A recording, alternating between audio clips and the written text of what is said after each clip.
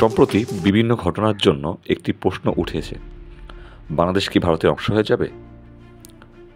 তবে এই বিষয়ে এই ভিডিওতে আমরা কিছু কারণ নিয়ে আলোচনা করব, যার দ্বারা আমরা বোঝার চেষ্টা করব কেন 1971-এ বাংলাদেশকে নিজেদের অন্তর্ভুক্ত করেনি ভারত এবং কেন ভবিষ্যতেও বাংলাদেশকে নিজেদের অন্তর্ভুক্ত না করার সম্ভাবনা অনেক বেশি।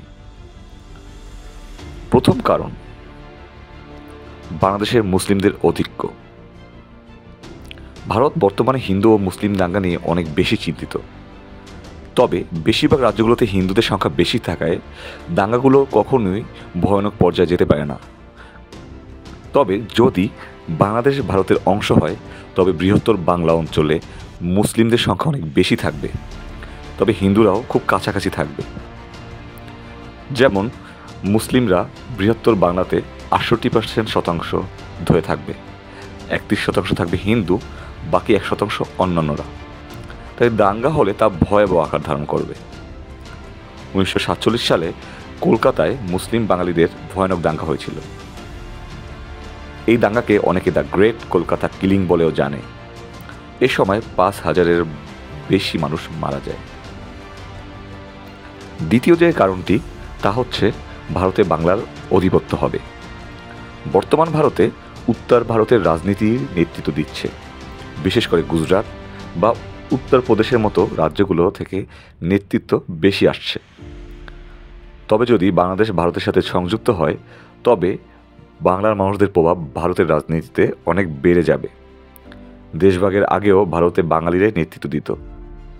ভারতের বর্তমান নেতৃত্ব কখনোই চাবে না বাঙালিদের এমন আধিপত্য আবারও বিস্তার হোক। তৃতীয় যে কারণটি তা হচ্ছে বাংলাদেশ হচ্ছে ভারতের সবচেয়ে সেরা একটি ক্রেতা।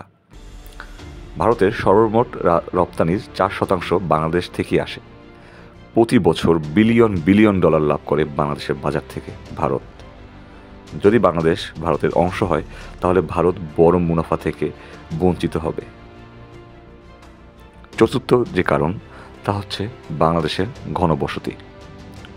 বাংলাদেশ একটি অতি ঘনবসতিপূর্ণ দেশ। ভারত তাদের অধিক জনসংখ্যা নিয়ে অনেক টেনশনে রয়েছে। তারা কখনোই চাবে না এত ঘনবসতিপূর্ণ একটি দেশ ভারতের অংশ হোক। ধারণা করা যায় এই সকল কারণেই বাংলাদেশকে 1971 সালে দখল করে নেয়নি ভারত। তাছাড়া বহির্বিশ্বের কাছে তাদের রেপুটেশনের একটি ব্যাপার তো অবশ্যই রয়েছে। বাংলাদেশকে ভারতের পাশে রেখে যদি ভারত ইচ্ছেমতো লাভ করে নিতেই পারে তবে তাদের কি দরকার বাংলাদেশকে নিজেদের মধ্যে করে নেওয়ার? আজ এ পর্যন্তই। কথা হবে অন্য কোনো টপিক নিয়ে। ভালো থাকুন।